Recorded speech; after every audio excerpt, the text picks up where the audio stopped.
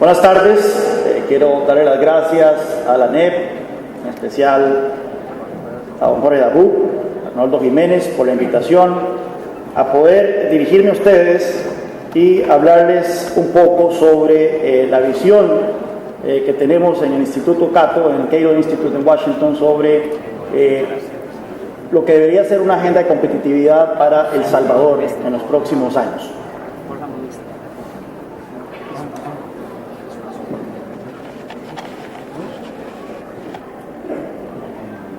Ahí está. Bueno, empecemos. ¿Dónde apunto? Ahí está. Empecemos nada más por ver un poco este gráfico que podría parecer un poco fuera de contexto, que nos vayamos 100 años atrás a ver el desempeño de la pobreza en el tiempo alrededor del mundo. Pero creo que es importante ver esto en el contexto de la discusión que se está teniendo en El Salvador sobre cuál es la mejor manera de combatir la pobreza, si es mediante crecimiento económico o si es mediante subsidios y asistencialismo social.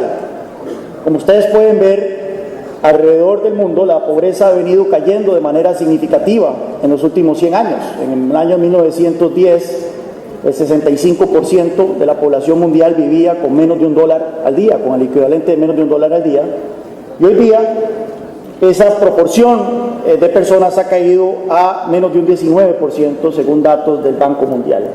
De 1980 a la fecha hemos incluso visto un fenómeno quizá único en la historia de la humanidad, y es que 660 millones de chinos salieron de la pobreza en tan solo una generación. Un fenómeno que probablemente no se repetirá nunca jamás en la historia de la humanidad. Y hemos visto este fenómeno chino también repetido en menor escala en la India, en el sudeste asiático, e incluso ahora estamos viendo en los últimos 10 años más o menos que el África está experimentando grandes avances en la lucha contra la pobreza. Entonces la pregunta que debemos de hacernos cuando vemos este gráfico es: ¿qué es lo que está logrando estos avances en la pobreza, en la lucha contra la pobreza?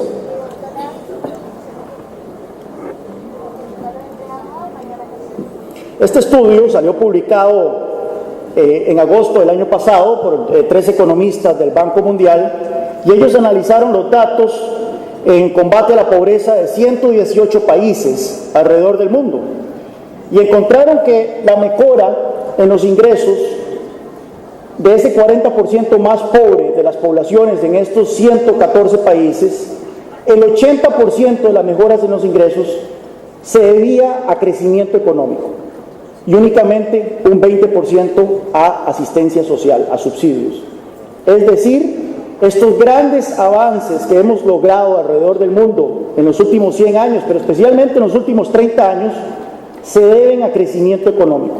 Y es por lo tanto donde debería centrarse la atención de los tomadores de decisiones, de los hacedores de política de los diferentes países, cómo acelerar el ritmo de crecimiento económico de tal forma que más gente salga de la pobreza.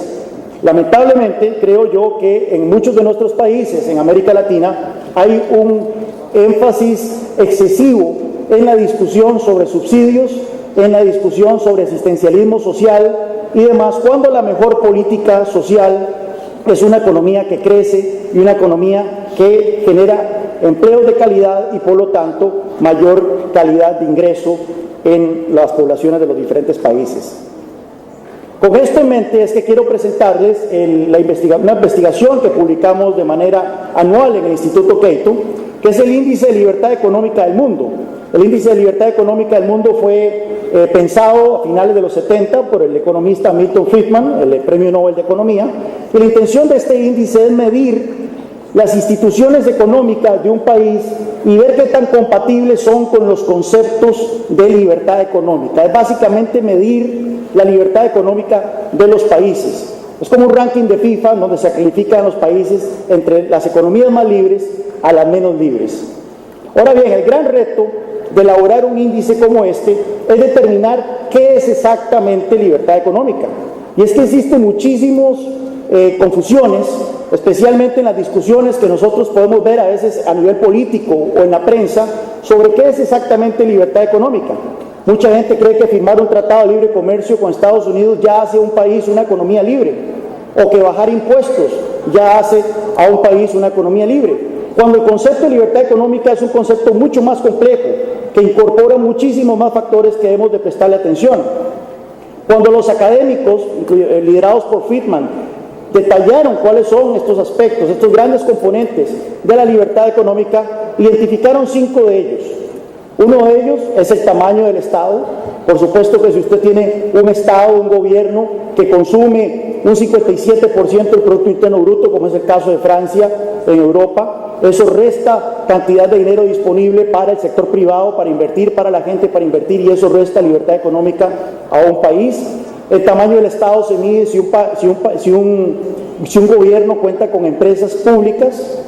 Sabemos de que el Estado se supone que es el árbitro del juego, y cuando el árbitro del juego se pone activamente a jugar con empresas estatales, crea distorsiones, crea todo tipo de desincentivos que afectan la libertad económica de un país. En el tamaño del Estado también se mide la cantidad de impuestos, los niveles impositivos. ¿Qué tan altos son los impuestos de un país? ¿Qué tan confiscatorios son? Y de tal forma, ¿qué tanto dinero el gobierno le permite a la gente mantener una vez que lo ha producido? Estos son los grandes temas que se califican dentro del tamaño del Estado. Luego está el respeto a la propiedad privada y el Estado de Derecho. Nótese que muchas veces cuando uno promueve la libertad económica, lo acusan a uno de ser un anarquista, no creer en el gobierno, de no creer en el Estado. No, de hecho tener un Estado, y un Estado que garantice la justicia, que garantice el respeto a la propiedad privada, es uno de los grandes componentes de la libertad económica. Dentro de este componente se califica la confiabilidad de la policía, se califica la protección a la propiedad privada, se califica los costos del crimen al sector productivo, la interferencia del ejército o las fuerzas militares en asuntos políticos y jurídicos, la imparcialidad de las cortes y la independencia del poder judicial dentro de este componente de respeto a la propiedad privada y Estado de Derecho. El siguiente componente es el tema de estabilidad monetaria. Aquí se mide qué tanto el gobierno infla la moneda o manipula la moneda de un país. Ustedes en el 2001 se blindaron de este tipo de situaciones a la hora de adoptar el dólar como moneda oficial. Sin embargo, como podemos ver en América Latina, un error constante de nuestras clases políticas es que recurren a los bancos centrales para financiamiento, y esto genera altos niveles de inflación. Lo vemos en Venezuela, lo vemos en Argentina y en otros países de la región. Cuarto punto de la libertad económica es la libertad de comercio internacional. Si se permite el libre comercio entre los habitantes de la nación de Marras, o sea, El Salvador, y la gente de otros países. Aquí se miden los niveles arancelarios, es decir, los impuestos a las importaciones. Se miden también las trabas no arancelarias, que cada vez son más comunes, y por ejemplo es uno de los principales trabas aquí en El Salvador. Y se mide también la movilidad de capitales, si existe control de capitales que impida que la gente pueda mover su plata allende fronteras. Y finalmente está el tema de las regulaciones en el campo comercial, regulaciones en el campo laboral y regulaciones en el tema del crédito. ¿Qué tan fácil es abrir una empresa? ¿Qué tan fácil es contratar gente? ¿Qué tan fácil es despedir gente? ¿Qué tan fácil es acceder al crédito? Etcétera. Como ustedes pueden ver, el concepto de libertad económica no puede ser simplificado a simplemente un área de política pública. Y podemos tener entonces en cuenta este concepto cuando tenemos discusiones sobre, por ejemplo, modelos en otros países. Por ejemplo, en América Latina, los socialdemócratas son muy dados a presentar a los países escandinavos como ejemplos de éxito cuando tienen altos niveles de gasto, cuando tienen altos niveles impositivos. Y los socialdemócratas en América Latina dicen, mirad, debemos copiar a los suecos porque tienen impuestos altos y estados grandes. El problema con los socialdemócratas en América Latina es que ellos solo quieren copiar de los suecos sus niveles impositivos o el tamaño de sus estados. Porque si nosotros vemos a los países escandinavos cuando se trata de Estado de Derecho, cuando nosotros vemos a los países escandinavos cuando se trata de estabilidad monetaria, cuando se trata de libertad de comercio internacional, cuando se trata de sus regulaciones sobre el sector comercial y sobre el sector laboral, vemos que estos son de los países más abiertos en el mundo. Y es por eso que tenemos que entonces tener muy presente este concepto de la libertad económica y lo que implica. Utilizando este modelo, se puede entonces hacer este ranking de cuáles son los países más libres, más abiertos en el mundo. Vean ustedes, el primer país es Hong Kong y los dos primeros países son Hong Kong y Singapur, dos ciudades-estado, que más tarde vamos a estar analizando el tema de las sedes y las ciudades-estado. Después tenemos a Singapur, Suiza, Emiratos Árabes Unidos, las Islas Mauricio, Finlandia, Bahrein, Canadá y Australia. Como ustedes pueden ver, no hay ningún determinismo étnico, no hay ningún determinismo religioso, no hay ningún determinismo de nacionalidad particular, de tipo demográfico, en cuanto a qué países tienen instituciones compatibles con la libertad económica.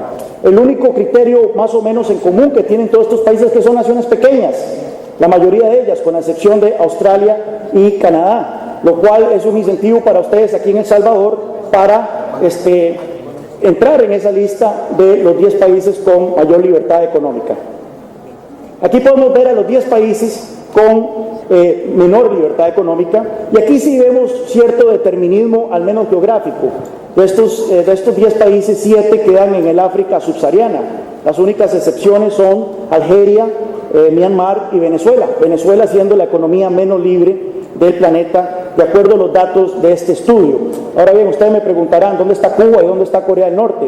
Bueno, el hecho de que este estudio se utilice, para hacer este estudio se utilice información y criterios de organismos internacionales, de otros entes respetados como Transparencia Internacional, el Fondo Monetario Internacional, el Banco Mundial, la Organización Mundial del Comercio, es necesario que estos datos sean fiables. Y es por eso que en ciertos países no existe información fiable. Nadie sabe cuál es el nivel de gasto público de Corea del Norte, por ejemplo. Entonces, ciertos países quedan excluidos de este estudio, pero para aquellos de los cuales existe información, Venezuela es el país con menos libertad económica en el mundo.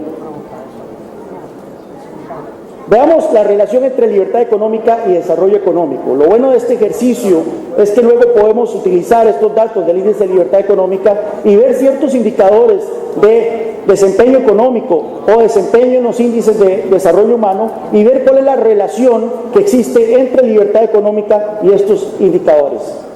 Vean ustedes, cuando vemos el ingreso per cápita de las naciones de acuerdo a su libertad económica, notaremos que los países con mayor libertad económica, los que se ocupan a ese 25% con mayor libertad económica, cuentan con niveles de ingreso per cápita muy superiores a las otras naciones que tienen menores niveles de libertad económica.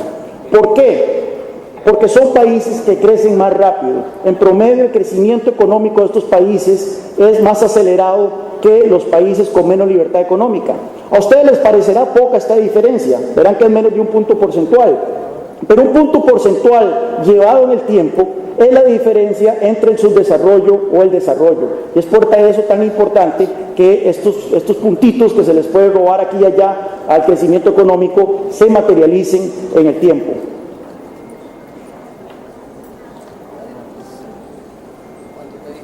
Si ustedes ven la libertad económica y la tasa de pobreza, también verán de que los países con mayor libertad económica están a punto de acabar con la pobreza extrema, mientras que aquellos con menos libertad económica cuentan con altos niveles, una proporción significativa de sus poblaciones todavía en la pobreza definida como menos de $1 al día.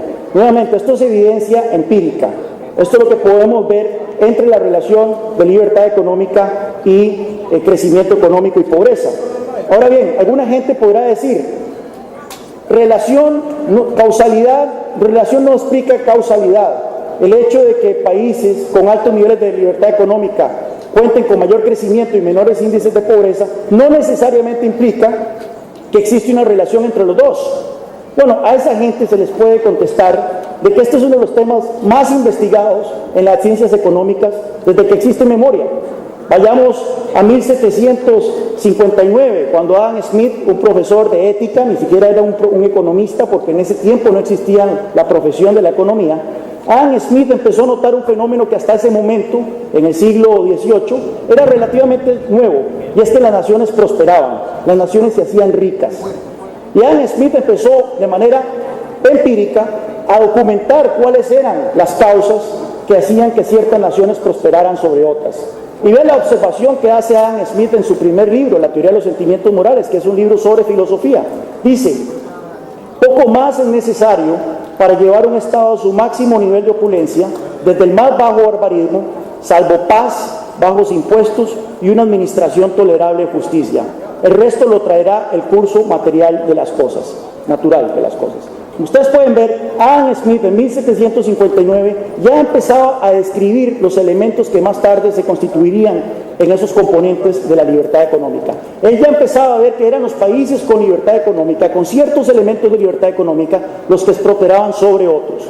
Más tarde él ampliaría en este tema con su segundo libro, que es La riqueza de las naciones, en donde incorporaría el libre comercio como otro de esas políticas que favorecen el desarrollo de las naciones.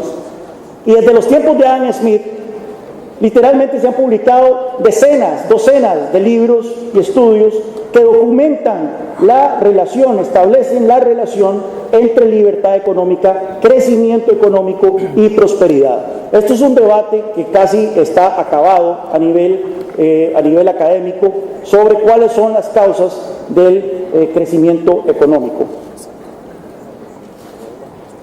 Si nosotros vemos también la relación entre libertad económica y un concepto un poco más amplio de desarrollo humano, no necesariamente ligándolo únicamente al ingreso per cápita, sino incorporando, por ejemplo, el índice de desarrollo humano que publica anualmente las Naciones Unidas, que incorpora el acceso a la educación, que incorpora la expectativa de vida, que incorpora acceso a ciertos servicios sociales, vemos nuevamente que existe una relación entre los países con mayor libertad económica y los países con mayor desarrollo humano.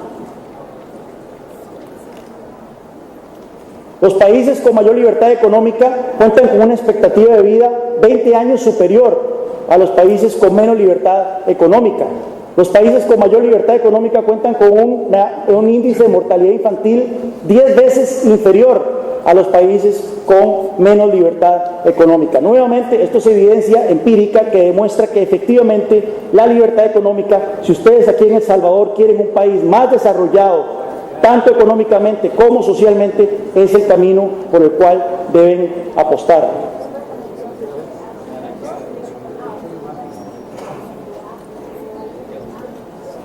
También está el tema de las libertades políticas, las libertades civiles y la relación con libertad económica.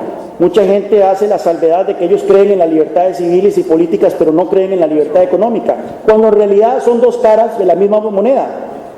Por ejemplo, si ustedes toman el índice sobre derechos políticos y libertades civiles que publica Freedom House, que es un instituto en Washington, ve y lo comparan con el índice de libertad económica, nuevamente vemos una relación.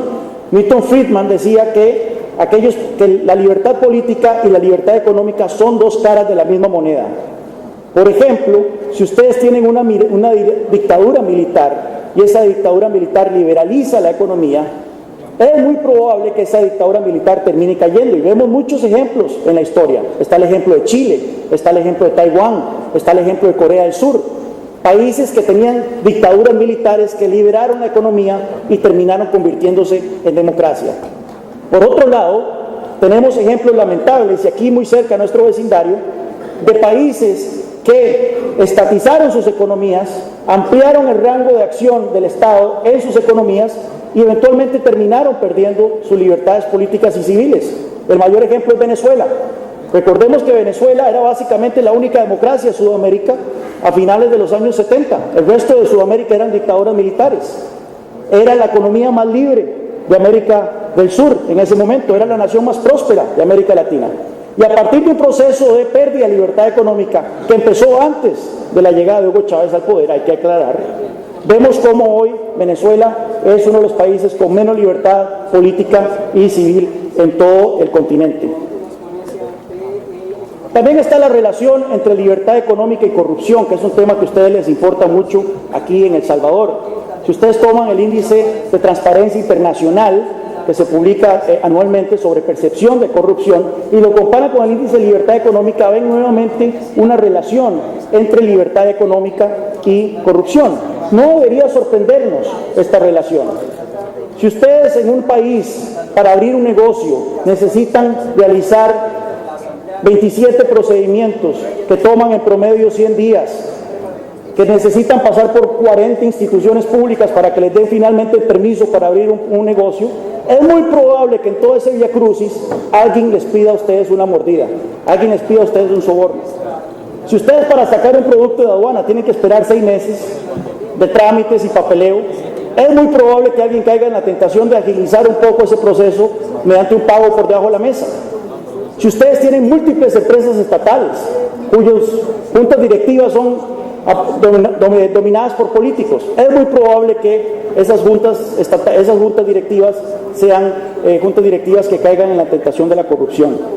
Entre más grande sea la intervención del Estado en la economía, más son las probabilidades de corrupción. Y esto se ve reflejado en este análisis sobre corrupción y libertad económica. Veamos un poco el estado de la libertad económica en América Latina. Este es el promedio de los 10 países más libres del mundo.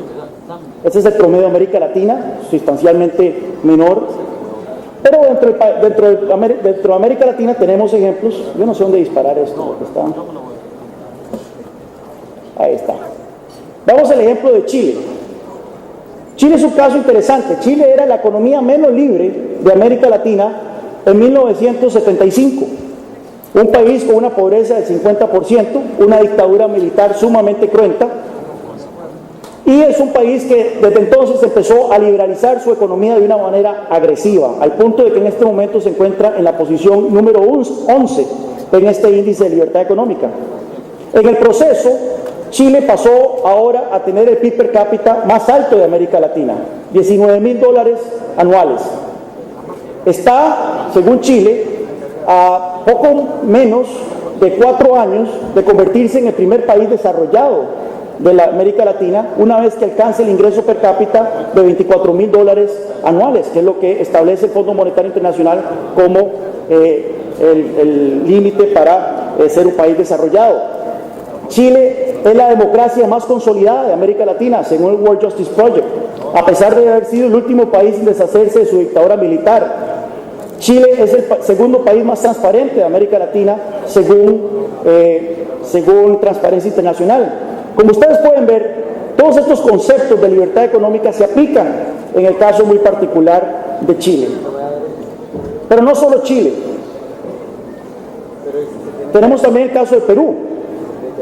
Perú fue un desastre luego de la salida de Alan García a finales de los 80, un país con hiperinflación, 2 episodios de hiperinflación. Y a partir del año 90 empieza una serie de reformas, empieza a liberalizar nuevamente agresivamente su economía, y Perú es un país que lleva ya más de 10 años creciendo el 7% anual. De tal forma que Perú, que en el año 2000 tenía un 54% de su población viviendo por debajo de la pobreza, hoy ha reducido esa cifra al 24%. Y si Perú continúa creciendo a este ritmo acelerado, es muy probable que Perú, al igual que Chile, se conviertan en los países estrella de la región. Veamos el caso de El Salvador. El Salvador, ustedes hicieron bien la tarea por muchos años. A principios de los 90 ustedes también empezaron un proceso agresivo de liberalización. Privatizaron empresas, privatizaron la banca, privatizaron los fondos de pensiones, adoptaron el dólar, se abrieron al comercio internacional. El problema, nuevamente, es de que ustedes recuerden los 5 grandes componentes de la libertad económica. Un gran componente con el cual siempre estuvieron mal, y es el tema del Estado de Derecho, la protección de la propiedad privada. Eso es uno de los temas en que El Salvador le va más mal. Y lamentablemente vemos cómo a partir aproximadamente del 2005, El Salvador empieza a caer en el índice de libertad económica. Y esta caída se ha acelerado a partir del 2009. Y vemos que ustedes, por ejemplo, en el año 1990 tenían un 60% de pobreza, mientras que en el año 2005 ese porcentaje había caído un 34%. Hoy siguen con el mismo 34% de pobreza aquí en El Salvador. Veamos la libertad económica a mayor detalle aquí en El Salvador. Ustedes pueden ver, la nota de ustedes donde más se están debiendo es efectivamente en estructura jurídica y derechos de propiedad. En las otras áreas, hay muchas áreas donde pueden avanzar, pero sin duda alguna ustedes tienen un gran reto, siendo uno de los 4 países más violentos del mundo y con una creciente percepción de corrupción en el sector público. Por eso yo vengo a ustedes a proponerle 4 propuestas de libertad económica, con tal de que ustedes den un golpe sobre la mesa, de que como sociedad y como país manden la señal al mundo de que ustedes están de vuelta en el juego y que tienen ganas de competir y darse codo a codo con las naciones del continente en materia de competitividad. Uno de ellos es agilizar y reducir el costo de abrir un negocio. Ustedes en El Salvador están en la posición 118 entre 189 economías sobre la posición en cuanto a facilidad de hacer negocios. Vienen cayendo incluso en este ranking que publica el Banco Mundial. Abrir un negocio en El Salvador, según el Banco Mundial, toma en promedio 16 días y medio. Pero no es tanto el lapso que dura, lo que dura uno abriendo un negocio, haciendo toda la climatología, sino el costo. Según el Banco Mundial, abrir un negocio el costo de abrir un negocio equivale al 45% del PIB per cápita del país. O sea, un salvadoreño promedio casi que tiene que gastar la mitad de sus ingresos anuales haciendo todo el papeleo para abrir un negocio, lo cual hace que sea prohibitivo para grandes sectores de la población. No es casualidad, por ejemplo, de que el 66% de los salvadoreños se encuentren en el sector informal. 2 de cada 3 salvadoreños en edad de trabajar están en el sector informal porque no puede costear estos costos de abrir un negocio de manera formal. Vean ustedes qué curioso, los países ricos de la OECD es nada más un 3.6% lo que cuesta abrir un negocio. Es decir, si usted vive en un país desarrollado y usted se quiere hacer rico, usted se pone un negocio, mientras que en El Salvador usted necesita ser rico para poder ponerse un negocio. Esto es algo que definitivamente tenemos que cambiar, tenemos que democratizar el emprendimiento en El Salvador. Sugerencia, ¿por qué ustedes no copian, por ejemplo, el ejemplo de Nueva Zelanda? En Nueva Zelanda abrir un negocio toma una tarde, ni siquiera un día, una tarde, un solo procedimiento, y el costo promedio de ese procedimiento es de 0.3% del ingreso promedio de un neozelandés. Copiemos aquí en El Salvador el ejemplo de Nueva Zelanda. El otro ejemplo, la otra propuesta es que ustedes como país deberían aspirar a incorporarse a la Alianza del Pacífico, este bloque comercial que incluye a Chile, a Perú, a Colombia y a México. Son las economías con la vocación más aperturista de atracción de inversión extranjera y de crecimiento económico. Bueno, El Salvador debería aspirar a formar parte de este bloque y debería tratar de facilitar el comercio internacional. Vean el ejemplo de otro país pequeño, Estonia. Estonia, recién independizado de la Unión Soviética en 1992, decidió tomar una medida bastante radical. Eliminó todos los aranceles a la importación. Se abrió por completo al comercio internacional, apertura unilateral total. ¿Qué pasó con Estonia? ¿Fue su sector productivo arrasado? Todo lo contrario, más bien prosperó como un gran centro comercial en el mar Báltico. El comercio internacional representa ahora el 180% del Producto Interno Bruto de Estonia. Aquí en El Salvador, los aranceles representan un 6% apenas de los ingresos tributarios totales del gobierno. No es una cifra muy alta, es una cifra que puede ser desfasada en un plazo de 5 años si ustedes se lo proponen, y puede mandar ese mensaje al mundo. Somos, después de Estonia, el segundo país del mundo en decretar apertura unilateral en comercio. Eso sería un mensaje poderoso que sin duda tendría repercusiones en la percepción que tiene El Salvador dentro de los inversionistas, tanto extranjeros como nacionales. Luego está el tema impositivo. El tema impositivo es otro que ustedes tienen que tener, especialmente cuando se habla de una tercera reforma tributaria. Lamentablemente, las reformas tributarias que han perseverado en los últimos años aquí en El Salvador han sido aumentos de impuestos, no han sido reformas tributarias. Una reforma tributaria en serio controla el gasto, pone orden en los impuestos, pero ustedes más bien tienen un sistema impositivo sumamente complejo y engorroso. Según, nuevamente, el índice de pagando impuestos que publica PricewaterhouseCoopers, ustedes están en la posición 165 entre 189 países en cuanto a la complejidad de pagar impuestos. Un empresario promedio en El Salvador gasta 320 horas calculando y pagando sus impuestos. realizando 59 pagos durante el año.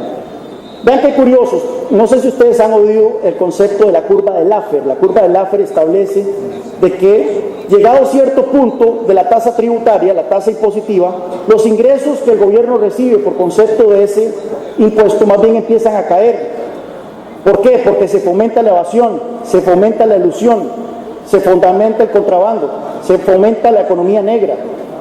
Hace poco salió publicado un estudio de la Tax Foundation en Estados Unidos, en Washington, y encontró que una tasa corporativa del 15% es una tasa que maximiza los ingresos del gobierno. Nótese que aquí no estoy hablando de maximizar los ingresos de los empresarios, no, estamos hablando de maximizar los ingresos del gobierno. Si el interés del gobierno es más ingresos, debería bajar los impuestos. La tasa óptima, al parecer, es un 15%. Actualmente en El Salvador es un 30%. Y tenemos ejemplos a nivel mundial de esta experiencia. Irlanda, a mediados de los 80, un país con una grave crisis fiscal, un país con poco crecimiento, un país que, al igual que El Salvador, su principal producto de exportación era la gente, decidió bajar los impuestos, decidió bajar el gasto. ¿Y qué pasó? Irlanda pasó de ser el tercer país más pobre de Europa Occidental a ser el segundo más rico de Europa Occidental en tan solo una generación. Una de las medidas críticas que tomó Irlanda en este sentido fue cortar su impuesto corporativo. Un impuesto corporativo que era el 40%, lo bajaron hasta el 12.5%. 12.5%, y desde 1998, cuando tomaron esta decisión,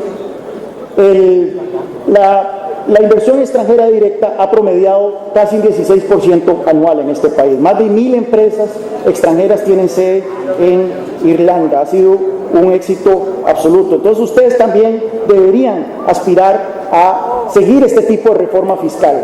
Ustedes han hecho 2 reformas fiscales en 5 años. Curiosamente, el déficit fiscal era más bajo antes de esas reformas fiscales que el que tienen ahora.